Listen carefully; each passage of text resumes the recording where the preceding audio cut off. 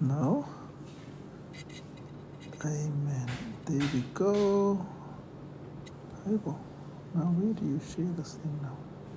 Here at the bottom. Share on WhatsApp.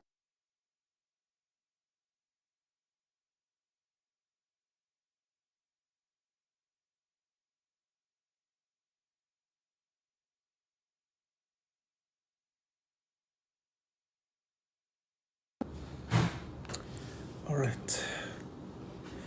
Awesome. The people are on already, eh? Kelsey's on, Uveen is on, Eva's on. Thank you so much everyone for joining. Caleb is making tea for us. Please share the live with people. We're just going to wait a little bit more and then we will start. You can start giving us hearts though. I think that will help. And give us hearts in the meantime. So we can get to 20,000 or so. Bernally. All right. Welcome. I say. We have 5 people on so far. We're waiting for more people to join. Okay. Where was it? Or the comments? The other way. Yeah, this just way. that way. Okay, that's much better. Okay, who is talking? Who is evening AM and PC? Oh, she says PC and AM, not AM and PC. Oh my word. Sorry, Very, Eva. very naughty. That was very naughty. Maar tel ek is 'n groot man. All right. It's only Eva saying hello. Eva said hello. Check Kelsey. Check Kelsey. PC and Asparras. Aspras, jong. Now everybody's gonna do it. Guys, you're affecting my self-image as a man. Oh my word. Thank you, Bernally. Very good, very good, very good. Bernally is getrain. It's reg so, it's reg so. Are you guys giving me likes? Oh, I'm supposed to join also on my TikTok. I forgot. I'm just waiting for people to join. Kelsey, I'm not supposed to have this, but anyway, I'm having it. See, I'm not supposed to have this. Oh my word. Okay, let me give likes. Hey, I joined on the wrong link. We're on 8 people. Anyway. Kelsey's getting it right now. It's AM and PC. It's a groot man. That's what the kids say. It's a groot man. Groot kokkedoor. Dis die laaste hond. All right. We're just going to wait 1 minute and then we'll start. Let's see, there's 9 people. Check even Pano under 15 is Pastor there. No, Pano under 15 is you, my word. No, let me... Make the people think. No, let me change that. Hi, Tuff. Naand, Moveen Gordon. Goeienaand. Naand in die aand. Ek groet u vanaand in daardie onfeilbare naam van ons koning Jesus. I was going to say. Ek wil vir u sê vanaand dat die Here, dierbare naam. Die Here is vir my groot. Halleluja. 'n Groot en gedigte God. Okay. Laaste hond. Litanio. Laaste hond. Dis die laaste hond van die innovations, die innovators. Ja. Okay, I think we can start. There's 16 people on. Ja, salute. Goeienaand. Julle wil hê ek moet Goeienaand, Afrikaans broer praat. Luigi. Julle wil hê ek moet delicious Afrikaans praat. Heerlik. Jy sal dit so heerlik, jy gaan dit proe. You know guys, Pastor Cindy thinks I can't talk Afrikaans. I find it very sad. Because I'm actually baie goed met Afrikaans. Nou, Afrikaans is stikkend. Did you hear that, guys? This is on live. This podcast is reaching a global audience, international. En my vrou sê my Afrikaans is stikkend. Yeah, it's because when Pastor Marco speaks, he speaks stikkende Afrikaans. My Afrikaans is heerlik. Dit Sy troos sy soos sy roti en curry. sy Afrikaanse dialek. Dialek. Ek weet nie wat dit is nie. Ek voel ek moet iets. I knew you were going to say that. I knew you were going to say that. Anyway, I think let's start. Right, let's go. I'm ready. Okay. I'm ready. So last week we went through a couple of stuff in terms of what we touch on when it comes to counseling and just some of the things that we mention when we are doing premarital counseling. And we are, hello Auntie B. Auntie B gaan nou sê, hello Katie. Katie. Anyway, so last week, Shame, Katie was crying last ja, night. Katie on- was crying, Auntie B, did you see? Shame, Katie het gehuil gisterand. Sy hart was seer. Petrus bel my nie meer nie. Sy kom nie op my live nie. Anyway, let us skip to the subject because Yeah, please be serious. Auntie Betty is now gonna, she's now gonna come with other Shame, vibes. she was also crying for Katie. Oh, were you also crying? Hi, shame Auntie B. Gehuil, ons moet maar bid vir hom. No, I think we must make this Shame. serious now because he did Yeah, cry. yeah, We can't laugh yeah. at people's crying. It's not No, good. he was emotional. Anyway, that's not For what Kenny. Kenny Kunene. Anyway, But I think Kenny's innocent, man. Don't worry. yeah, you don't want to stop talking about that now. We're not going to stop. Look at Bernally, she's also crying. Bernally het ook vir Katie gehuil. She's still crying. She didn't have a good day. Sorry, Bernie. Sorry. Okay, so last week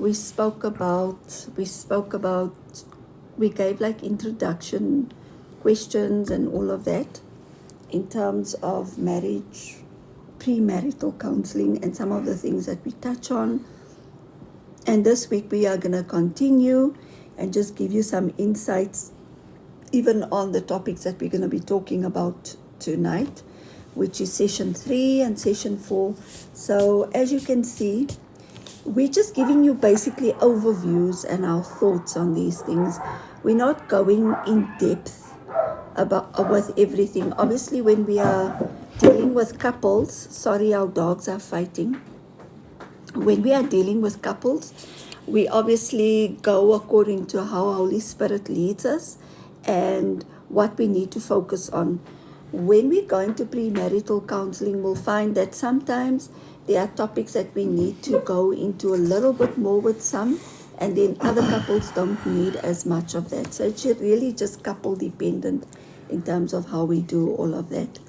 But tonight we are going to continue with just some insights of the things that we touch. Woof, woof, and Zozo. Hey, Kelsey. Kelsey likes to take us off track. Need to listen tonight. They need to also learn.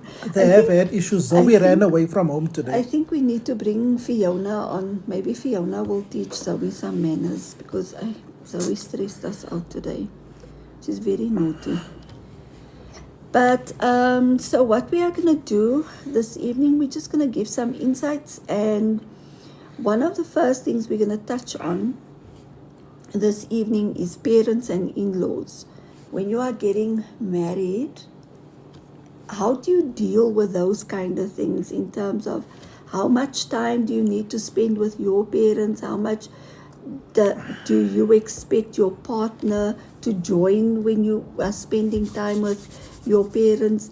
Is the relationship between you and your parents so sacred that you want alone time with your parents and you are maybe not involving your spouse in that relationship? So yeah, maybe let's talk a little bit about the integration of parents, in-laws. How do we get that right when we just get married? Is it okay for you to spend alone time with your parents? Do you want your spouse to be part of it? And if you don't want your spouse to be part of the integration of this, why not? Just a couple of thoughts and then I'm going to give over to Pastor Marco. I think on my side, it's very important. The integration of the whole in-law thing is very important, because at the end of the day, people have a tendency of thinking, oh no, I married you. And yes, you did marry your spouse, but there is a part of your spouse that is also the family, and you need to make time for that. And I think it's very foreign in the beginning, where you may feel like, oh, how am I going to relate? What am I going to do? How do I do this? I remember when Pastor Mark and I got married, I didn't want to visit my in-laws for a while. Not that they were bad people or they did anything, but because specifically they asked me to call them mom and dad, and I didn't know how to transition from Uncle Georgie and Auntie Lander to mom and dad. And I was like, oh, every time I go there, now I must say mom and I must say dad, and I don't know how to integrate with that whole thing. And as time went on, it became a little easier for me, more because I think they were also easy people. And I needed to also understand, it was very important for me in the beginning to make sure that I understand my in-laws. I remember in our early days, even though Pastor Mark and I lived very far, as I said last week, I made sure I called my mother at least once a week. I needed to ensure that I build relationship with her. This was also something my mother installed in me, and she said to me, you know what? It's important that you build relationship with your mother-in-law. Your husband is part of your mother-in-law and your father-in-law, and you must make sure that you build a good relationship with him. And so I sort of went out of my way to understand their likes and their dislikes, what are the things they don't like. And I also got to a point of understanding. There were moments in our marriage where I sort of understand that now Pastor Marco needs time with his mom. He needs time with his dad. He needs time with Pastor Mandy. He needs time with his brothers. And I make sure that I pay attention to those kind of things, because as much as I have a good relationship with my in-laws, I have a very good relationship with all of them, I also understand that the sibling relationship and the parent relationship is also something that I should not take away from them. There are memories and there are experiences and there are things that they have with each other that I should allow them to keep, just because they are sharing something where they are maybe pondering on a memory, or there's a connection that they maybe have that I don't have. I can't really take that away from them. So for me, the in-law relationship was very important, making sure I understand them, making sure I integrate into the family, but also making sure that Pastor Marco doesn't lose his connection with his siblings and his parents, because it should never be a case of, oh, now he married Cindy, he can't even have time with me. Oh, she just doesn't want him to spend time with me. I understand the fact that siblings have their own relationship as well, besides me building a relationship with Pastor Marco's siblings as well. I understand they have their own. There are things that they connect on. I mean, they grew up together. There are just things I can't take away from them, and I wouldn't want to. So you can't go into the in-law relationship with that selfishness of you want to literally be in everything. I mean, there was a time that Pastor Marco and Pastor Mandy went, I think they went for a movie, and they were just bonding as siblings.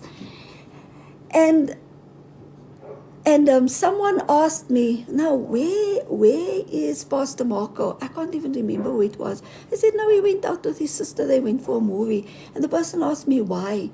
And I asked them, but why should there be a why? You know, siblings should bond. And I should never be the person that gets in the way of siblings bonding.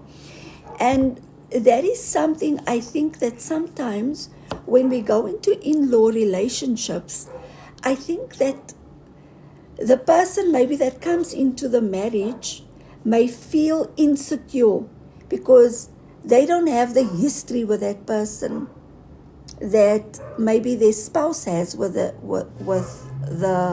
person. But you need to be secure in the fact that you are going to build your own history. You are going to build your own experiences. And as long as you are actively working on the relationship, I think it should be fine. So I think that's a big one in terms of spending time with the parents. I don't think you should try and take that away. Of course, you are the main person in your spouse's life, but never try to take away those kind of relationships in terms of why are you spending time with them. There should always be a synchronization of both coming together. So what do you think on that one? You know what I think right now? I think that just to maybe we can jump. Because I think the parent. So just to remind you guys, we are going through premarital counseling, as Pastor Cindy said earlier, and we are now on what would have been day 3. So this is day 3. And here's where we would ask you about your relationship with your parents and your in-laws and the dynamics around that, because that's one area that can cause a lot of conflict. Yeah. A lot of conflict. That's why you have in-laws and outlaws.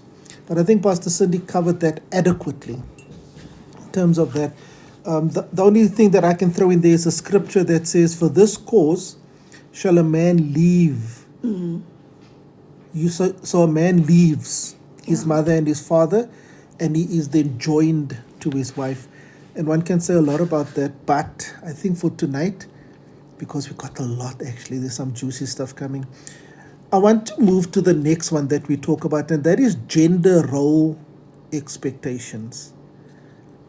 Now, when you are married, there are certain things that women do and men do. But in the modern marriage, there are things that the other one does. And we need to ask ourselves, the first question that we would ask you is, what did your parents model for you concerning who did what in the family? Because if you come out of a certain home and the father did this, then you also think that is how it must be. And the mother did that, then you also assume that is how it must be, because that's how my parents taught me. And whatever your parents taught you, that becomes your standard. But maybe for you see, when it comes to marriage, you come out of a history. Pastor Cindy comes out of a history. I come out of a history. And then between us, we need to make our future. Do you get that? You have history, I have history, but together we have future.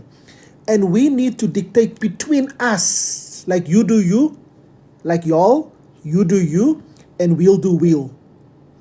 Or we'll do us. But anyway, you know what I mean. You need to agree some stuff there in your house in terms of how you do things. Did you feel that it was fair, and do you expect something different? Fair in terms of how your parents used to do things. Do each of you have some preferences that might be unrelated to gender? How will you deal with household or yard maintenance? Okay. You get Tanya Anna to clean the yard. And How will Gordon. and Gordon Gordon cleans our yard. I don't do yards. How will you divide up these? What don't you do? I'm not that yard guy. Imagine I must get dirty I in the wanted to yard. tell a joke now, but I don't think it would be appropriate. Something your father told me What that I don't work outside. when you had to go clean the yard. Oh, that I first went to go bath. So Pa says, so he had this amazing thing planned. Him and he wanted to get Pastor Marco involved in cleaning the yard. He says, and he's waiting for Pastor Marco to come and help him in the garden. Anyway, Pastor Marco went to go and he bathed. So what is skoon? Ek wil nou sê silver skoon, I don't know. And put on clean When clothes. go put on clean clothes, he was shining, he was so clean. So Pa said to him, no, never mind, it's okay.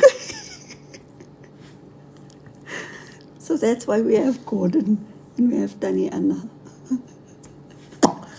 Anyway, enough revelations about me. Now, gender roles. Let's now come and ask you guys a question about gender roles. When the children are sick, who stays at home to look after the children? Well, the obvious answer is what? The mother, The mother, ne? Because, she's a woman. and traditionally it's because the man is the breadwinner. He must see to his job. But now we're living in a world where the wives are the breadwinners and the husband also earns salary. Okay. So what does it have to do with that now? So why must the wife stay at home?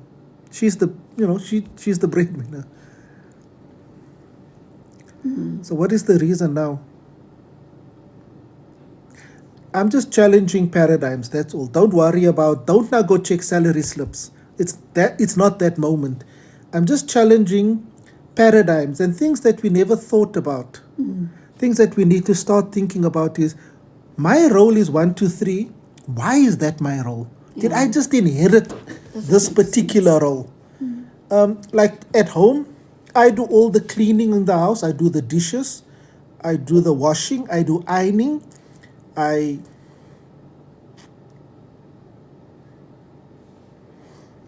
What do you do? Ironing and washing dishes. Yeah, no, you do a very good job. You're actually excellent.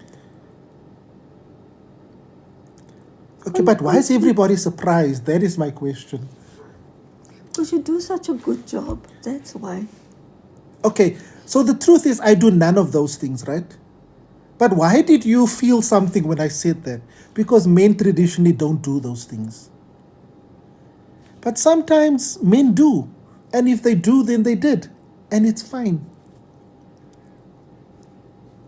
And there are things that women choose to do that traditionally, like what do you do in the house? Now me, I work on the car and I change the plugs and I do the servicing of the car. And I'm actually going to do a service tomorrow by myself. And You're going to change the oil. I'm going to change the oil. And while you're at it, can you clean the garden? and I clean the garden as well. I see to the dogs. And, Yeah, please. And I also see to the protection of the house. I make sure that everything is sorted. So now those roles that we explained, why now there on TBT says it's reverse roles. But you can choose whatever your role is. You know, those days where there's no verse in the Bible. So when we talk about biblical guidance, there's no verse in the Bible that says who does what. There is no verse. But it is cultural that this and that needs to be done. But you can choose for your marriage how you do things. Because traditionally also the husband looks after the finances. Traditionally. But what if your wife is a chartered accountant? Why must you look after the finances? Can she not? I'm just challenging. Just think about it. That's all. But you do you. You do you. You figure out your stuff and you do it the way that you prefer. I think our point tonight is not that there are specific gender roles or not specific gender roles. Our point tonight is that you as a couple must talk about it. Yeah. And here in marriage, premarital counseling, this is where we ask you the questions. Yeah. Because we don't want you to later on in your life, now the wife is sitting there and wondering, but why does my husband never want to do dishes? Well, I never saw my father do dishes in my life. So why must I do it? I can answer like that. But if you ask me before we get married and you don't like my answer, you can rethink your choices. Guys, it's too late now. Please just tell the people I don't see to the car. Auntie Betty's going to worry. She's going to think I really do those things. No, it's true. Pastor Cindy I don't. services I cars. don't. In fact, she services for the neighbors also. No, I don't. My mother's going to phone me She's starting a tomorrow, business. and she's going to ask me, hi, Cindy. As jy dan nou 'n man.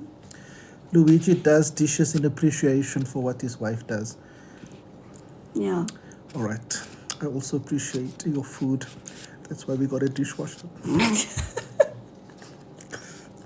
All right. Okay, let's not, because I'm going to get into trouble. Because people are going to realize I do nothing in the house. No, man, you do a lot. All right, let's move. Okay, so there are gender roles, but you do you. You guys must understand each other, and you must talk about these things so that, figure out your goeters. All right, now let's move on. Do you want to jump onto the... So we've done parents and in-laws. We've done gender roles.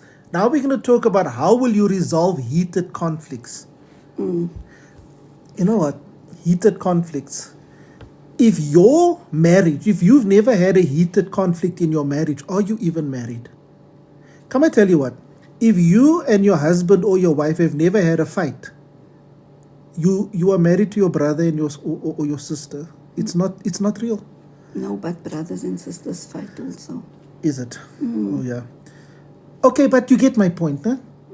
You are married to some husband and wives are gonna fight, and it's gonna get really bad sometimes.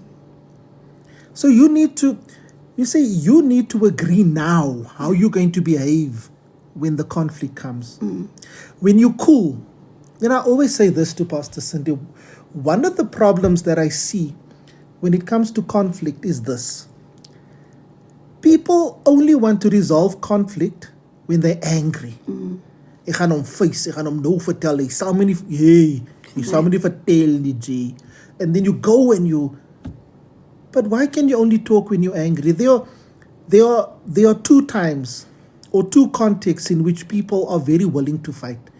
When you're angry and when you're drunk. Now, as Christians, we don't drink, so it's when you're angry. Yeah. Well, most of us don't drink. Yeah.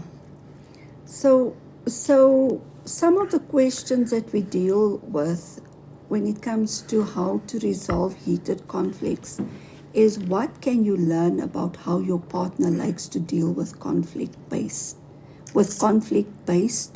on their experience in their family or origin. I think that one is a good one to look at. Normally, if you are exposed to a certain thing within your family, like if your family has a culture of sweeping conflict under the mat, then maybe you will think that is the right thing to do. And it actually just makes things worse. You must be able to confront conflict. And it's not a nice thing because in that moment of confronting conflict, you're not always going to feel like you like each other. It's going to be uncomfortable. It's going to be messy.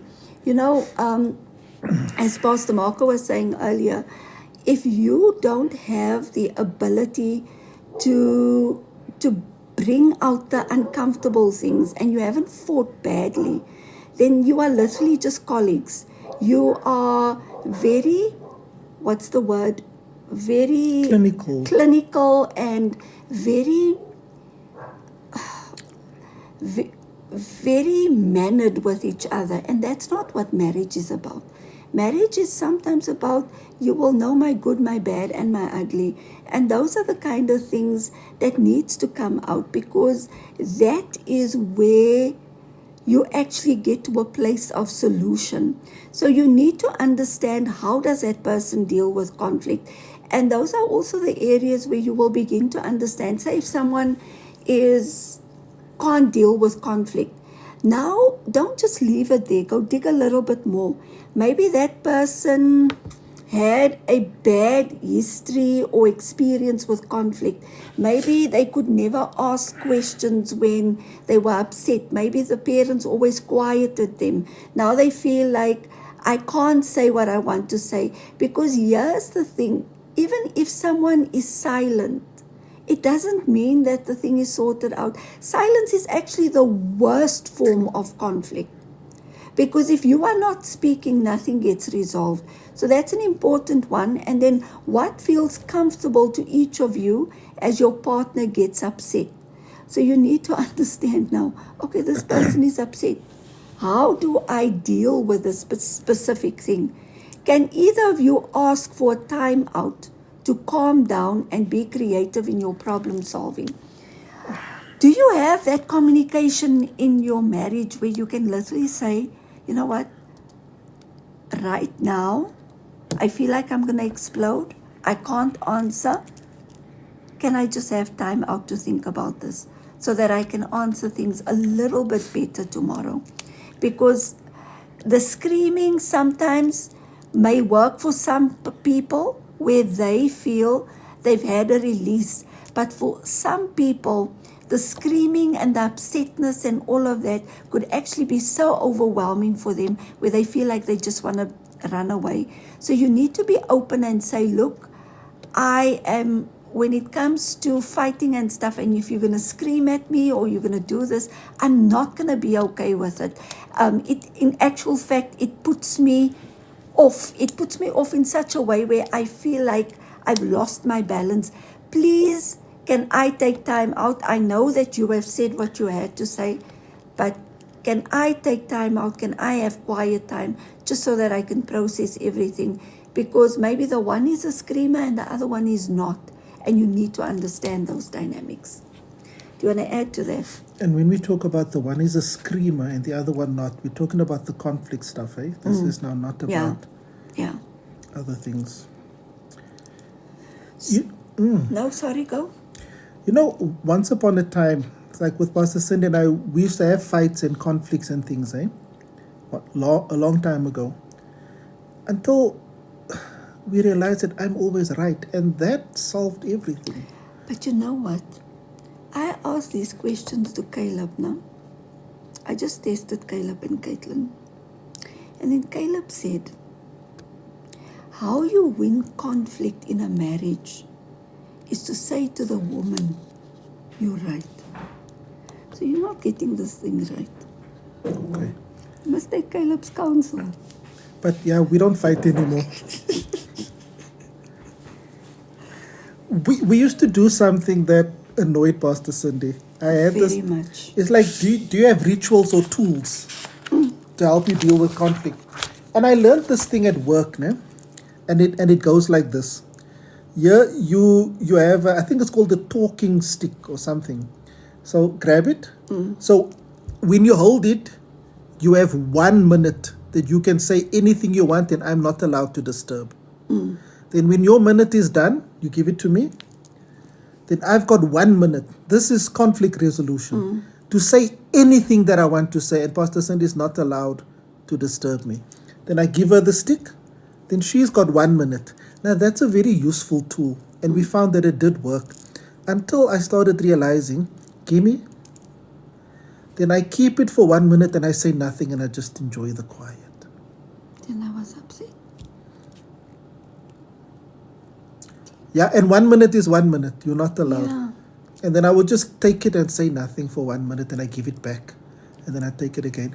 And I thought that worked very well for me. No, I didn't like it at all. Yes, Mandy, I was very upset because in that time that you quiet, I could have been speaking. Why are you quiet? We're supposed to be communicating. Why are you quiet? Like, really, why are you quiet? And that was when we stopped using that method. Yeah, that method didn't work. But it could have worked. It really could have worked. Yeah. But it could work for you. It didn't work for us, but it could have worked for you. And it's actually something that it's a tool, but it also takes a lot of maturity Yeah. to use a tool like that because, like I said earlier, when people are angry, they just want to. They want to butter you. Yeah. And that is, it takes maturity to even be quiet when you are angry. Yeah. All right, let's go. Let's go to day 4. Now we're on day 4 of marriage counseling. And guess what we talk about on day 4? Because this is now just before we are done. This is our last day with you. Now we must cover the sacred things. Just be careful with this one in terms of TikTok. Yes, you, Am I speaking? yeah, Oh, yeah. okay. So do you agree on issues around intimate moments Can you together? say intimate?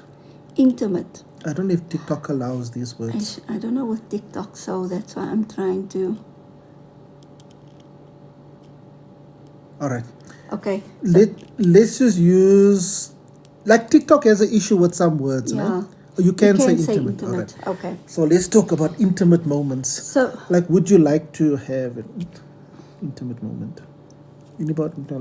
okay. So how often do you want to enjoy an intimate evening with each other? So those are things that you have to talk about Before you get married. before you get married. Because when you're after, then you must stick with your monthly. Your once a month, because now you got married already. Because you didn't ask. Or I remember when I was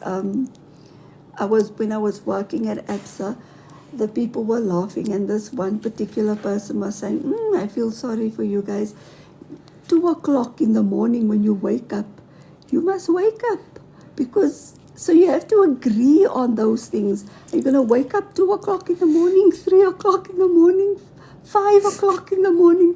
When are you going to wake up? Because those are important things.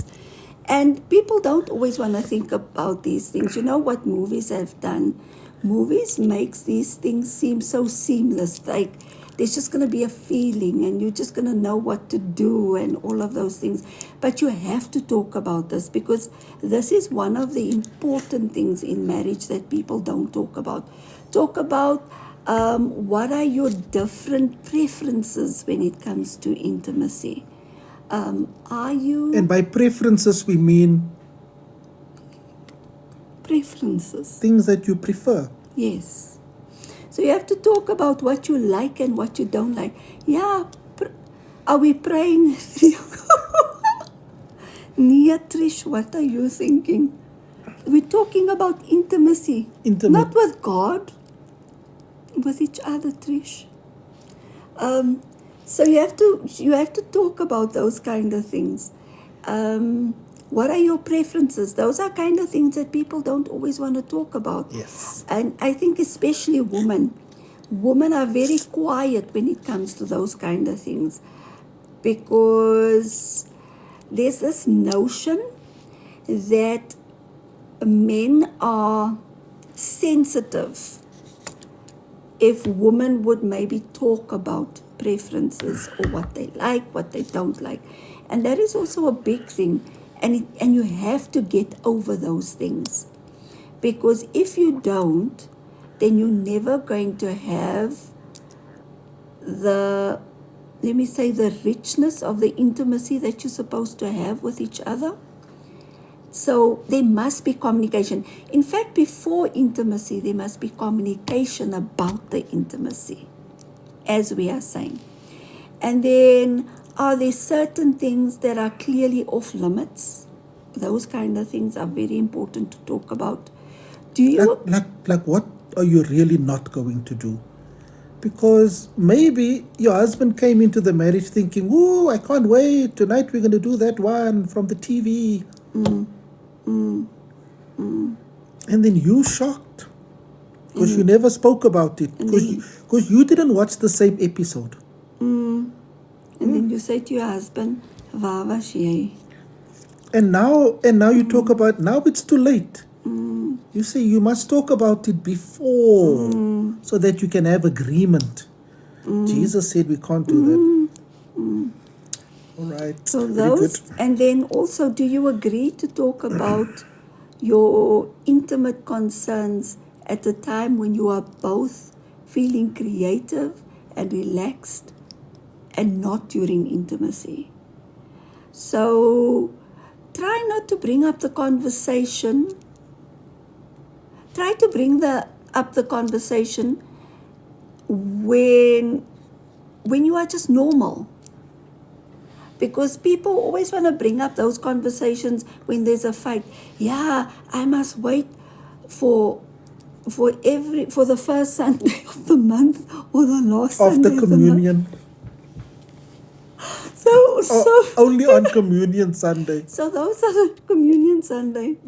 Or I must now wait until there's a church event until you're happy. And so people wait until they argue, and then they bring up these conversations. Bring it up when you guys are okay, because that is the time to talk about these things. When you're both calm. And obviously what we mean is, now say you in the moment, right? You're in a moment. And then you figure out, you in your own mind, alleen, ek wil nou, that book, that book called Kano Sutra. You guys know that book, eh? Kano Sutra. Now that book, you saw something now, or you watched a movie. I don't know what channel you guys, maybe you were up late one night and you were watching ETV. Now, you saw something ETV. now. Doesn't ETV do those things at 12 o'clock? I think they used to, I don't know. Oh, so you know. So They now, used to advertise it during the day. so now you watch a movie. Now you feel, Ooh, Alvina, Emmanuel. Emmanuel those is a ones. Christian name, guys. No, but that was a bad one. All right. So now you come to your wife and you say Kano Sutra, and she doesn't feel in agreement. Now you cross Yeah. in that moment. But if you know it's something unusual that you now want to do, can you talk about it? Like not in the moment, before the moment, and say, listen, this is what I'm thinking. While you're just chilling. For those who drink red wine, maybe you're having nobody here. Okay. Nobody. Say you're just chilling. I don't know, how do you guys chill? Whatever you do. So you're just sitting there with your glass of Oros and you're talking about it. Oros, water, Your glass. turn into wine. And why can't you just talk about it and say, listen, this is what I have in mind and this is what I would like us to start doing? I think an important thing also on this particular subject is to know that intimacy doesn't make problems go away. Yeah. Don't use it as a fixer. Don't use it as a solution for problems, because if you do that, it's just going to make things worse. It is not meant to take problems away. Yes. Intimacy is there for you to enjoy each other, Yes. but not to the point where, oh, okay, I can't talk, but okay, let's be intimate. It's not going to change anything. It will Yes. almost be like you are just using each other. Yes. And that is not what it's meant to be. Yeah. It's meant to be so much deeper than the act. There's so much more to it than what people think it is. And when we start making it like the world uses That it, one. bargaining tool. Yeah. Yes. Yeah. But I When- think we must talk about that a lot more in the actual seminar. Yeah, we'll talk about that in in the marriage seminar. We'll go. I think more we're going to in depth unpack that a in lot, that one. because it is really a big source of concern and frustration. And because it's such a, for some people, it's such a taboo topic because of how we were brought up, that it doesn't get spoken about. It's just in the air and nobody says anything. And if both the husband and the wife are not communicators, you know, you can still get away with it when one of the two is vocal and they'll say, okay, I want to talk about this. But if both are not vocal, it will just, We'll stay there. that's why you need premarital It counseling. will stay there. Because you can be married for 20 years and still not have these kind of conversations. True. And it's very, very important. Very, very important. Yeah. I think that one is crucial that Alvina brought up, because we have to move away from the way the world perceives intimacy Yes. to be and how God says it is. Because the reason why you need to be okay with each other also Yeah. is because you need to understand that it's not your body. Your body is not your body. Come on, preach. And Whose is it? Wie nou is it? wie se kind is jy? Your body is not your body. Your body belongs to your spouse. And when people start doing that kind of thing, it's actually evil. It's actually evil. Even in the sight of God, it's an evil thing that you are doing. Yeah. But the reason why people think it's okay is because they feel a certain way. And when you feel a certain way, you just don't want to. But if you are not going to communicate, you are going to feel that way. And that is why communication and intimacy goes together. If it doesn't go together, then it's never going to work. Then it just becomes an act. But let us go to spiritual life. If you have any questions about that topic, please ask Pastor Cindy. She knows everything, let me tell you. She's an expert. She wrote the book.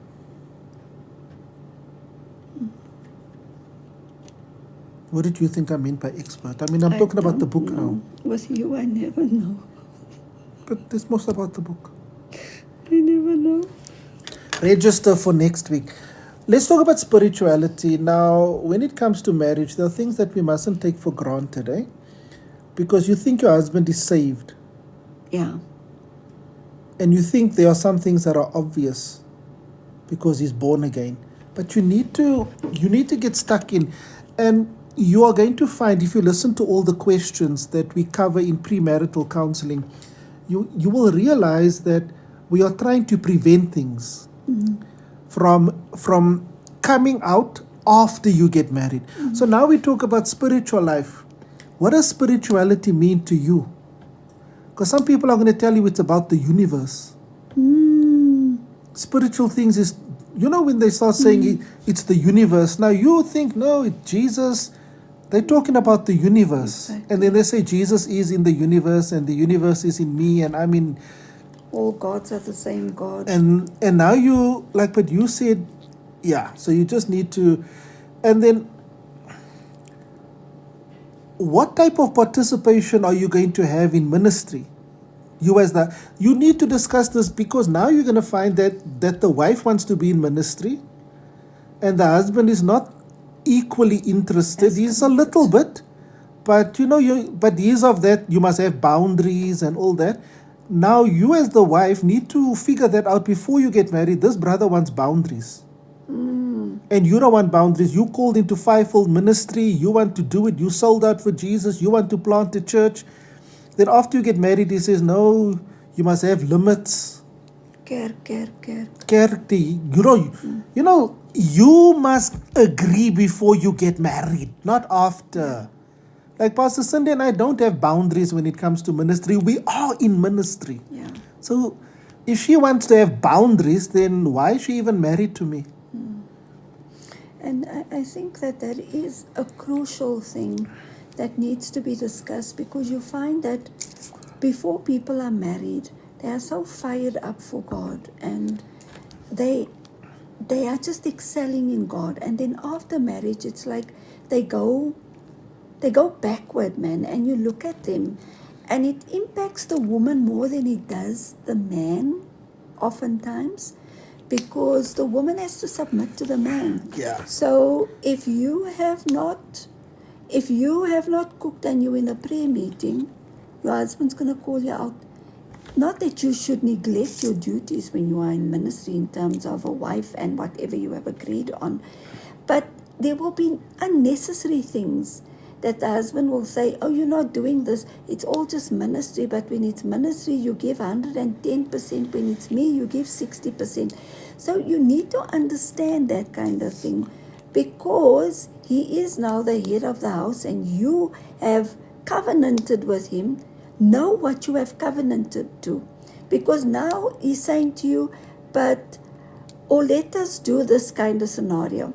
Say your husband is Catholic and you are Pentecostal, or you are charismatic.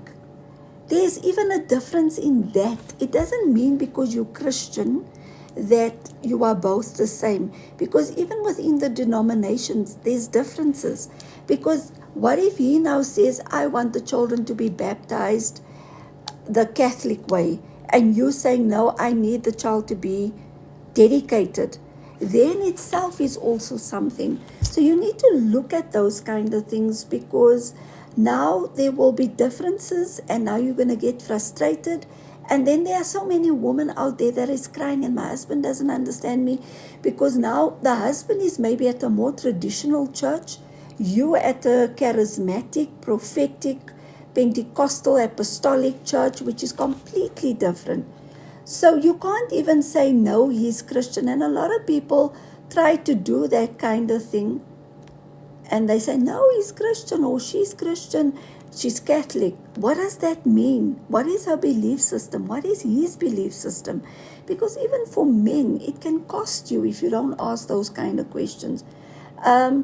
With Pastor Mark and I, we literally, I think that we were zooming into each other and understanding where are you at, all of those kind of things from a very early stage within our marriage.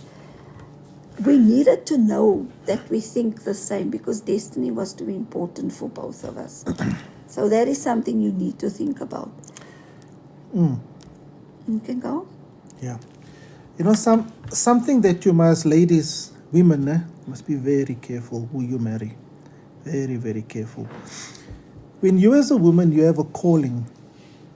Culturally, men are allowed to shine even if the woman is in the background.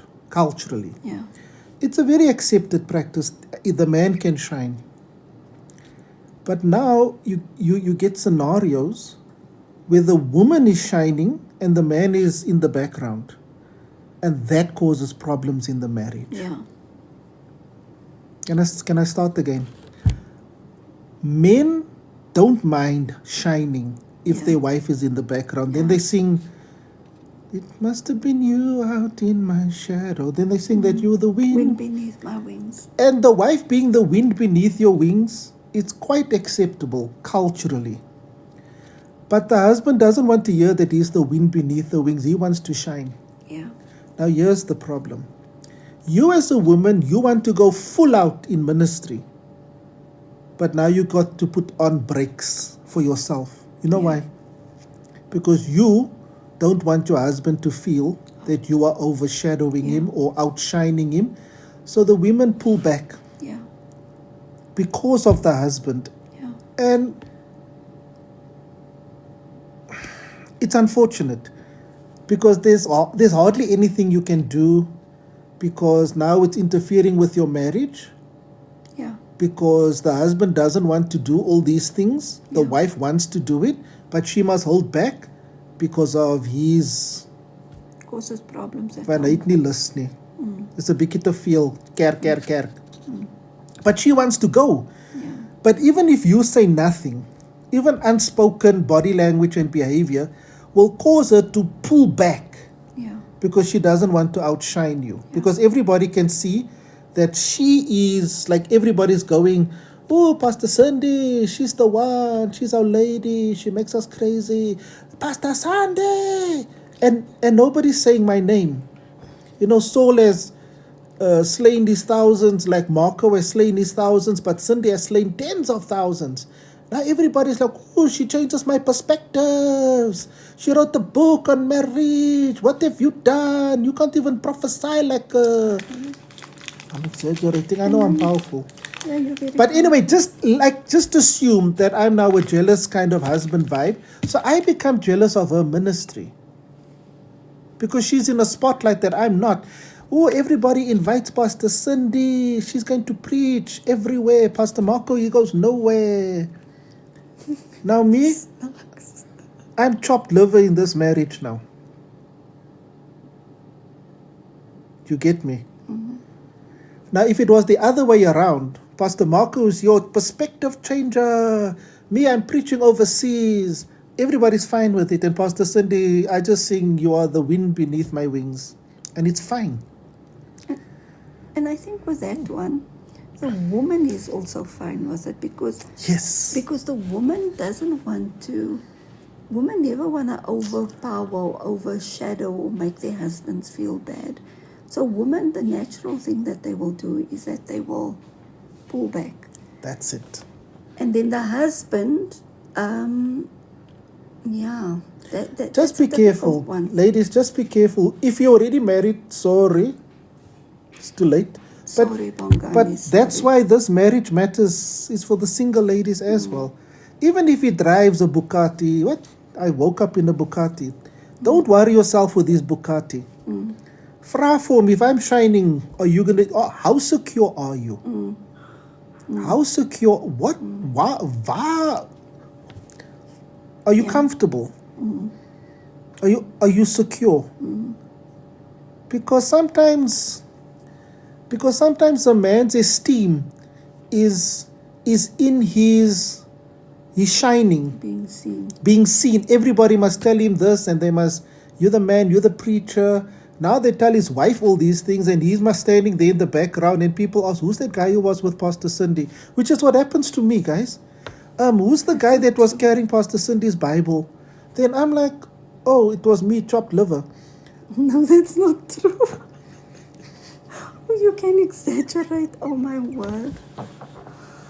But I think ladies, I think I've had this discussion with so many of the single ladies, and I always say to them that when you are a strong woman, be very particular with the man that you marry.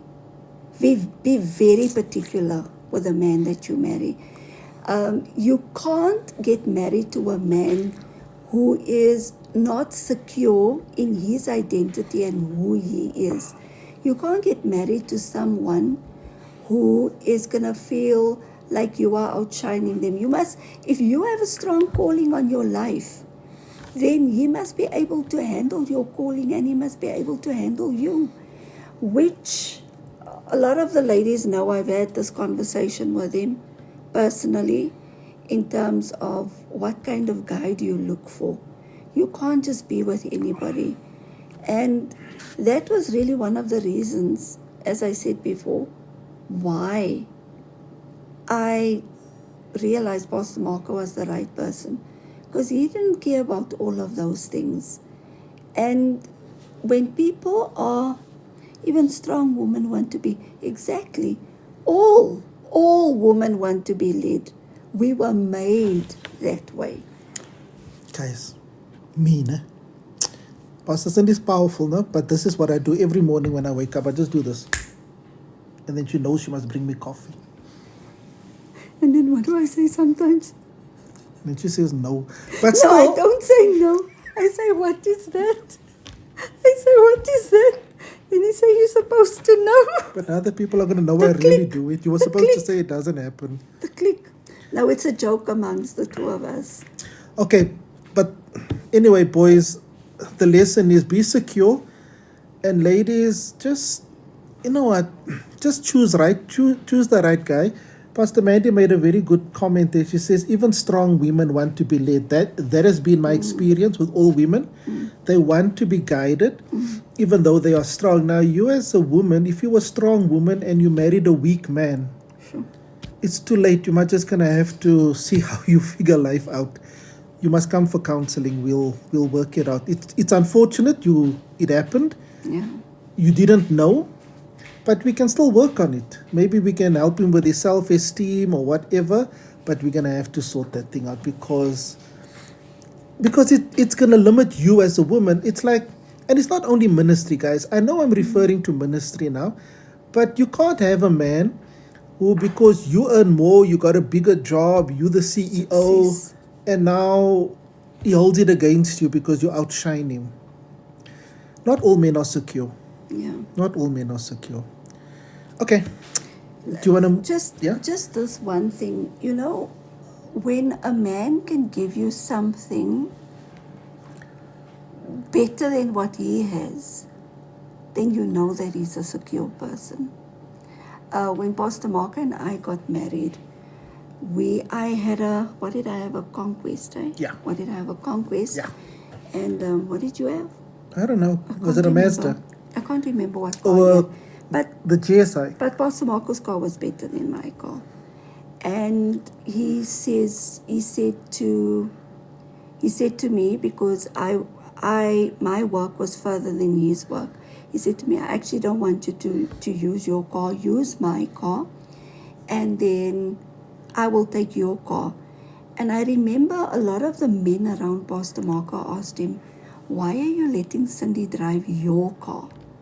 And that already spoke of the mindset, because they were like your car and her car. And we never subscribed to that. To us, when we got married, it was our cars. But Pastor Marco's mindset in terms of that was like, you are traveling further. You do need the better car. And people couldn't understand that. Now, when a man can give you something like that, which is better in terms of making him look better, and he says, no, you take that, and it doesn't make sense for me to use my car because my work is like 2 minutes away from home. And people just couldn't understand that. And not that I minded driving my own car or anything like that, but when I heard him say that, it just made me think that not a lot of men can do that. Not a lot of men can say, I can actually see you being more successful than me or having better than me, and I'm not intimidated by that. And it also just made practical sense. But can I tell you guys something else? Pastor Cindy's got an iPhone 13. I only got an iPhone 10. That's true. But that's because I'm just a humble wind beneath her wings. No, man. Oh, you snark. But it's okay, you don't always have to show. I don't think you should need to prove your seniority or your position. We all know where you fit in that ranking. And all of you who are watching here, you know where I fit in the ranking because you see it. Mm-hmm. I don't have to prove nothing. Jy sal sien wat jy sien. Jy sal weet wat jy weet. Jy ken wat jy ken. Because the reality will show itself. That is being secure. You must just be secure. Can I just say a last thing? You can say a lot of things. Oh my word, it's 9 o'clock. That Pastor Lee is on here. Latonio. He shared something. We went to a marriage conference and Pastor Marco said to me, I think you should share.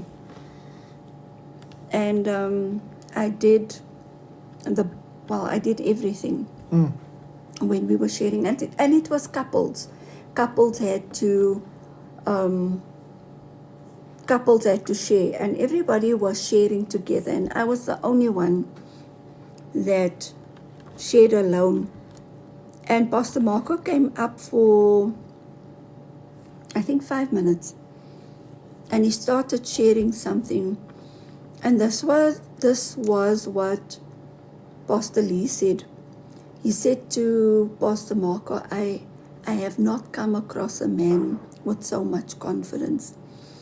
And when he said that, for me, it was really based on the fact that you allowed your wife to go ahead of you. You come up, you share, not even half of the time that she shared, and I could see what kind of man you are. You are not intimidated easily. And that is really what you would want, because I sometimes think to myself, I would sit and I would think and I would say to God, thank you, Lord, for Pastor Marco, because I don't think, as much as people think I'm an easy person, Auntie Betty is, she's my witness. I think I am easy because Pastor Marco knows how to lead me. What? Die is die laaste hond eintlik. But if I had to be with someone that was insecure or someone that didn't understand my destiny, it would probably look like I'm one of those oorvatterige women, because my personality can be strong. But when you are with someone who is strong in their own identity, the submission just comes naturally. And I think that is something that is important, that when you are with someone who is secure, even a strong personality or a strong woman can look perfectly submitted, if that makes sense. But when she is strong and she's against someone that is insecure, then it will look like she wants to be the main person all the time. So it is very important, firstly for women, choose a man that can handle your personality, that can handle your destiny, and then also for men to understand that we are all called differently. And if God has called you to be with that woman who is strong, He will give you the guidance on how to lead her. And if you are not leading her, it's probably because you are not praying for her. Because when you are praying for her, God will help you how to facilitate her. And a lot of the problems in marriage, sometimes where it looks like women are out of control and says boss and she's the this and she's the that, is because the husband is not praying for the wife. So when she is a certain way and she does certain things, he doesn't know how to bring order to her, because he's never prayed for her. But when a man prays for you, he automatically knows how to bring order into your life. Just because you are submitted in a marriage now doesn't mean if you were with someone else that you could be submitted with them or to them. It depends on how you handle the person. It depends on how you facilitate the person. And I think that is something that is very, very, very, very important. You must pray for your wife. If you are a man with a prayerless life and you don't pray for your wife, she is going to run circles around you. And you are, I nearly wanted to say an Afrikaans word. Let me not say it because it's not going to sound right. If you are not praying for her, she's going to run circles around you, and she's going to look like she's not under control. And it's going to look like this woman listens to nobody. But the question is, are you praying for her? Are you asking strategies from God on how to facilitate her destiny? Are you asking God, how do I deal with this woman's destiny? It's very obvious when a man is not praying for his wife. When he cannot handle her in terms of bringing order to her life, and when he's insecure because of her, he's not a praying man. And that is what I've seen over the years. We need to finish. Guys, now for me, I wasn't worried what strong personality. I was like, nou weer van die skirt praat in my word. Kan jy lekker soen? That's all I really cared about. You know, I just had to change that. All right, let's be serious. Do you want to? Shall we leave this? Yeah. Because this is another long story. Yeah, let's leave that one. So we will leave this for the marriage seminar. Or we're still coming on next week, Wednesday. Maybe Oh, we're still on next week. Maybe we can just partially touch on it. Okay. As long as I can partially touch it, something. Kan julle nog sien het? It's better than nothing. But guys, yeah, I'm done, man. It's after 9. We need to go to bed now. Let's keep something for next week. You know, that's another secret to marriage. You can't always show everything immediately. You must... All right. You must what? You know. All right. Please, I don't know, are you going to pray? Yeah, we'll pray. Auntie Betty, lacha klaar. We're gonna pray. Yeah, Auntie B, I told Bernally that when the guy comes, he needs to come to us first. He's not just gonna come. We want to see. She gave you the look. I don't know who that is. No, let's pray. Let's pray. Father, we thank you for wisdom and we thank you for grace. We thank you for marriages, Father, which is an institution that you endorse, and an institution, oh God, that is strong for the foundation of family, community, and every aspect of this world, Father. I pray, Father, that each and every person that is on this call listening, that you would bless their marriages and that you would increase them and enlarge their territory and their capacity. I ask in the mighty name of Jesus, Father, that there would be a breaking of the alabaster jar, and that the fragrance, Father, of marriage would change. For those who are married and even for those who have lost their confidence in marriage. Father, I speak. All right, let me